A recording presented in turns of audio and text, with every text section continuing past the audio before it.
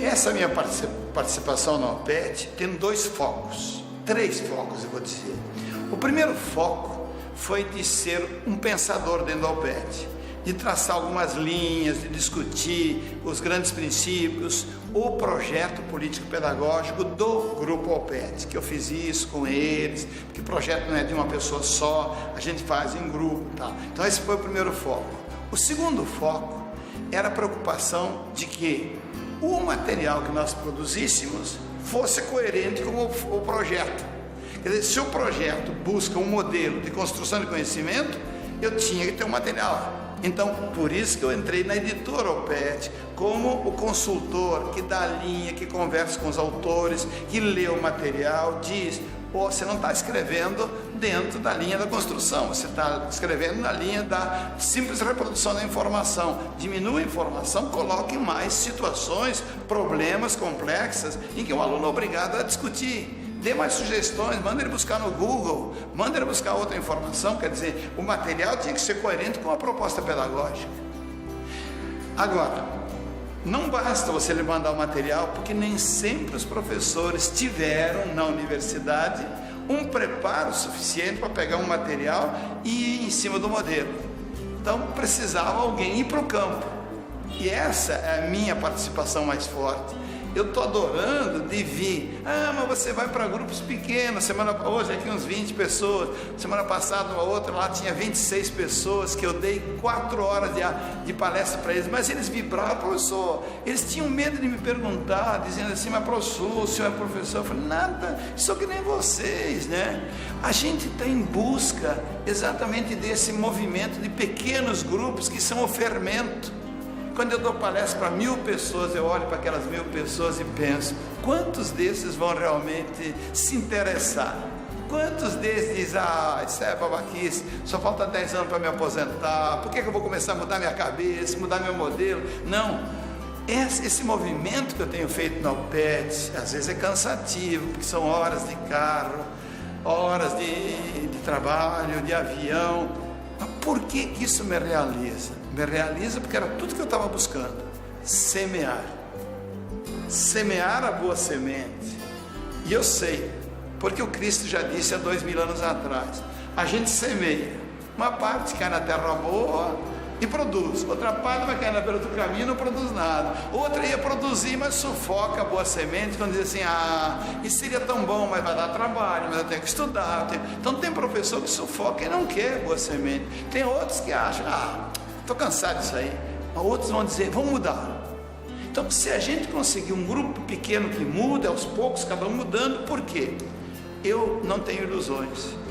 A gente não muda um país inteiro como esse de uma vez, e nem por decreto. Não adianta o governo baixar: agora quero todo mundo competente. Não tem como, porque isso é um processo. Então, esse nosso trabalho e essa minha alegria é porque eu participo naquilo que me parece que é o coração do processo educativo.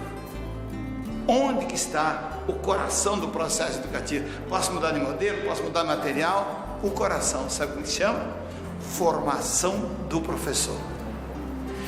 Tudo depende do professor. Um excelente professor, até com um material mediano, ele resolve. Agora, um medíocre professor, se entrega uma Ferrari, entrega um material de primeiríssima, ele não dá conta. Então nós temos que preparar o professor, dar suporte para ele, ir nas unidades, ir com os professores. O grupo da OPET leva os seus técnicos e diz: professor de matemática, vamos fazer a reunião de matemática, vamos professor de ciência. Os nossos consultores vão nas escolas, vão nos nossos parceiros com esse intuito: preparar o professor, que é o foco. O professor preparado, vamos cuidar do nosso material para que seja perfeito, mas esse material tem que seguir a nossa proposta pedagógica, a construção interativa do conhecimento em busca do desenvolvimento de competência. Professor competente usando material competente numa proposta que prepara pessoas competentes. Há uma grande preocupação do Grupo OPET em fazer uma mudança epistemológica na educação. O que significa isso? É uma mudança de visão. O que é o conhecimento? O conhecimento não como uma descrição de mundo, e sim o conhecimento como uma representação de mundo. Se é uma representação, a cada época, a cada grupo vai mudando a sua concepção. Mas nessa mudança de visão, mudança de modelo, o aluno sempre tem um novo desafio.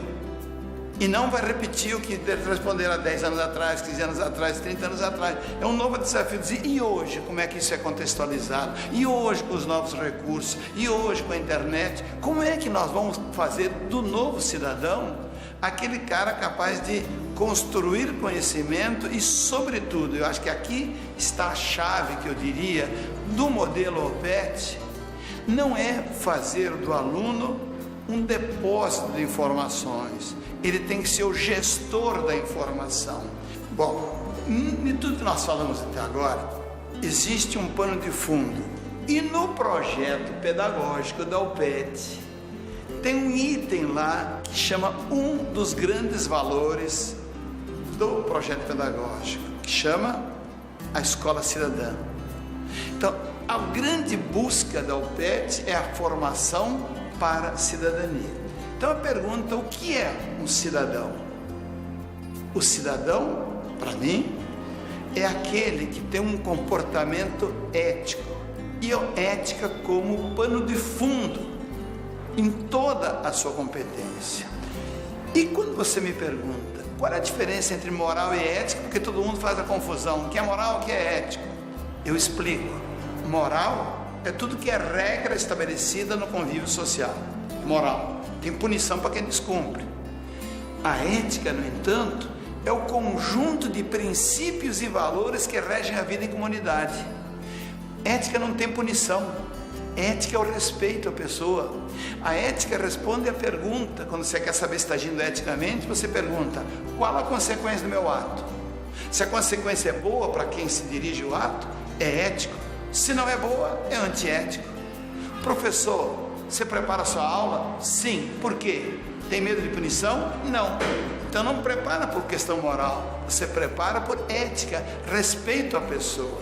Então vamos agora associar ética com aquilo que eu falei antes sobre a competência. Um professor tem que ser competente no nosso modelo por uma questão ética. Sabe por quê? Se ele for medíocre, qual a consequência da sua ação? Vai formar pessoas medíocres, por isso que é antiético.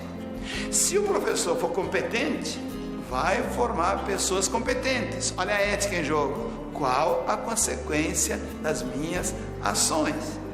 Então, o professor vai estudar sim, por quê? Por uma questão de ser mais competente, portanto, mais ético. Então, ele não diz, se eu não estudar, o pessoal vai reduzir meu salário. Não é pelo salário. Aluno também não sabe muito, não quer muita coisa. Por que eu faço o máximo de esforço para tornar meus alunos competentes? Por uma questão ética. Qual a consequência dos meus atos? Então, a cidadania está perfeitamente ligada à ideia de qual a consequência dos meus atos. Se ele compreendeu que ser cidadão é cooperar com os outros, ser cidadão é respeitar o outro, isso tudo é o fundo da ética. O que nós temos no Brasil é excesso de moral e falta de ética, ou seja, excesso de leis e normas e falta de princípios e valores que regem a vida em sociedade. Quando nós tivéssemos formado o nosso cidadão, o nosso aluno, com base na ética, ele não cola. Ele não cola não por medo que vai tirar zero, ele não cola por respeito ao outro, por uma questão de cidadania. Ele não joga coisa no chão, por quê? Por respeito ao outro. Quando ele vai ao banheiro, ele não joga o papel no chão, por quê? Respeito ao outro. Então, se você começa a colocar os valores da ética dentro da escola, você realmente muda o trabalho, o comportamento, voltando para a cidadania, muito mais do que apenas por um comportamento moral, em que ele diz assim, tem polícia? Não. Então eu vou a 140. O pardal, quando vem no pardal eu paro, passou do pardal, de novo. Por quê? Por que parou no pardal? Medo da punição moral. E se ele tivesse ética, ele diria, não, se a velocidade é 80, eu vou a 80, por uma questão de respeito a mim e aos outros. Usa o cinto de segurança. Aqui não tem polícia, então não usa o cinto de segurança. Não, você usa o cinto de segurança por ética e não por moral, medo da punição. Por isso que a gente insiste muito que a escola tem uma responsabilidade enorme nesse sentido, de formar para a cidadania.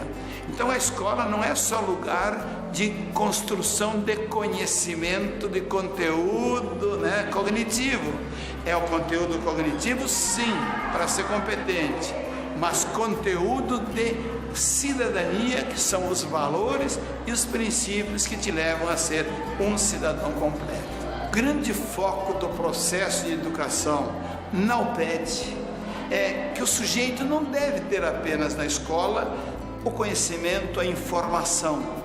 Ele vai além da informação. A informação é importante, porque eticamente ele tem que ser competente, mas ele vai além, ele tem que usar a sua competência para a cidadania.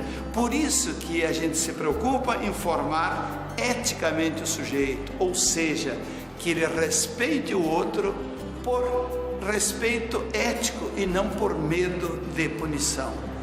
O contexto, ética, pano de fundo, toda a minha ação sempre acompanhada da pergunta: qual a consequência dos meus atos?